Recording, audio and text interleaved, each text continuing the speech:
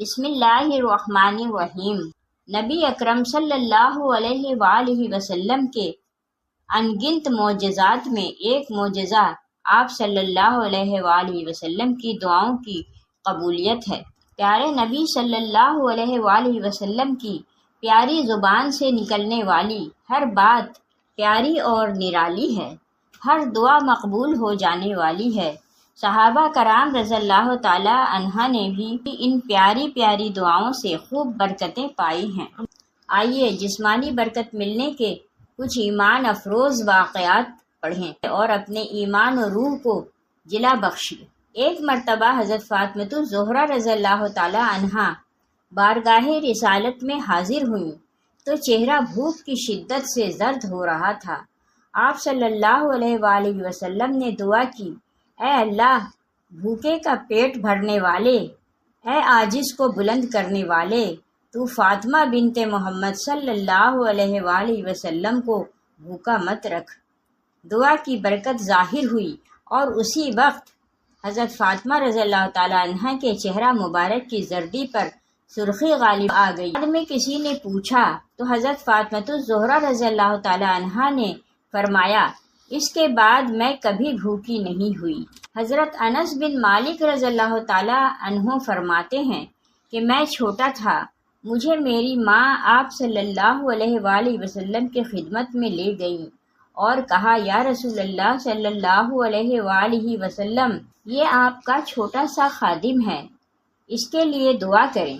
حضرت انس رضی اللہ تعالیٰ عنہ کہتے ہیں کہ حضور صلی اللہ علیہ وآلہ وسلم نے مجھ سے پوچھا، انس، کیا دعا مانگوں تمہارے لیے؟ میں نے کہا، یا رسول اللہ صلی اللہ علیہ وسلم، لمبی عمر چاہیے، بہت پیسے چاہیے، بہت اولاد چاہیے۔ نبی رحمت صلی اللہ علیہ وآلہ وسلم نے 3 دعائیں فرمائیں، اے اللہ، اس کے مال اور اولاد میں کثرت عطا فرما اور اس کو جنت میں داخل فرما۔ حضرت انس رضی اللہ تعالیٰ عنہ فرماتے ہیں کہ 3 دعاؤں میں سے 2 دعاؤں کی قبولیت تو میں نے آنکھوں سے دیکھی۔ حضور صلی اللہ علیہ وآلہ وسلم کی دعا کا اثر تھا کہ انہوں نے 100 سال سے زیادہ عمر پائی ہے، آخر عمر تک بالکل سیدھے تھے۔ فرماتے ہیں اپنی اولاد کے بارے میں کہ اپنی زندگی میں بیٹے بیٹیاں، پوتے پوتیاں، نواسے نواسیاں جو اپنے ہاتھوں سے دفن کر چکا ہوں، وہ 90 کے لگ بھگ ہیں اور 200 موجود تھے۔ کہتے ہیں اپنے مال کے بارے میں اندازے سے بھی نہیں بتا سکتا کہ میرے پاس کتنا مال ہے۔ حضور صلی اللہ علیہ وآلہ وسلم کی دعا کی برکت ہے کہ ہر شخص کا باغ سال میں 1 مرتبہ پھلتا ہے، میرا باغ سال میں 2 مرتبہ پھلتا ہے اور پھلوں میں مشک کی خوشبو آتی ہے۔ فرمایا کرتے تھے، تیسری دعا یعنی جنت میں داخلے کی دعا کا جلوہ بھی ضرور دیکھوں گا۔ حضرت حنظلہ بن رضی اللہ تعالی عنہ ابھی لڑکے تھے۔ والد ماجد نے بارگاہ نبوی میں دعا کے لیے عرض کی تو نبی رحمت صلی اللہ علیہ وآلہ وسلم نے آپ کو قریب بلایا، پھر آپ کا ہاتھ پکڑ کر آپ کے سر پر اپنا ہاتھ پھیرا اور یہ دعا دی، اللہ تجھے برکت دے۔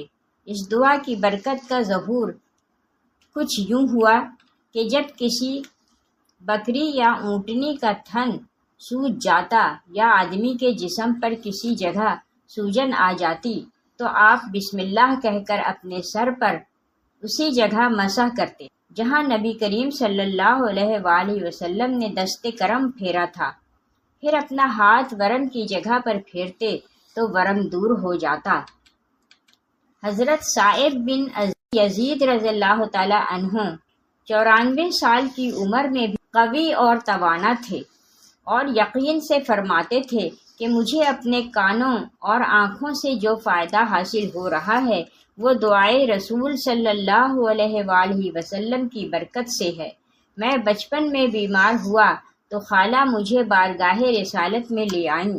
نبی رحمت صلی اللہ علیہ وسلم نے میرے سر پر اپنا دست اقدس پھیرا اور برکت کی دعا کی۔ ایک موقع پر حضرت ابو قتادہ رضی اللہ تعالی عنہ کو دعا سے نوازا، اے اللہ اس کے بال اور کھال میں برکت دے۔ حضرت ابو قتادہ رضی اللہ تعالی عنہ کا انتقال 70 سال کی عمر میں ہوا، لیکن دیکھنے میں آپ 15 سال کے لگتے تھے۔ حضرت عمرو بن حمیق رضی اللہ تعالی عنہ نے ایک مرتبہ نبی کریم صلی اللہ علیہ وآلہ وسلم کو دودھ سے سیراب کیا تو زبان رسالت پر یہ دعائیہ کلمات آئے، اے اللہ تو اس کی جوانی کو اس کے لیے نفع بخش بنا دے۔ اس دعا کی یہ برکت ظاہر ہوئی کہ آپ رضی اللہ تعالی عنہ 80 سال کے ہو گئے مگر آپ کا کوئی بال سفید نہ دیکھا گیا۔ حضرت نابغہ جادی رضی اللہ تعالی عنہ فرماتے ہیں کہ میں نے بارگاہ رسالت میں حاضر ہو کر کچھ اشعار کہے، ایک شعر پر پہنچا تو رسول اللہ صلی اللہ علیہ وآلہ وسلم نے دعا دی، تو نے سچ کہا، اللہ تیرے دانت نہ گرائے۔ آپ رضی اللہ تعالی عنہ کی بقیہ عمر خوبصورت دانتوں کے ساتھ گزری۔ آپ کے دانت برف سے زیادہ سفید تھے۔ 100 سال کی عمر ہونے کے باوجود کوئی دانت نہیں گرا۔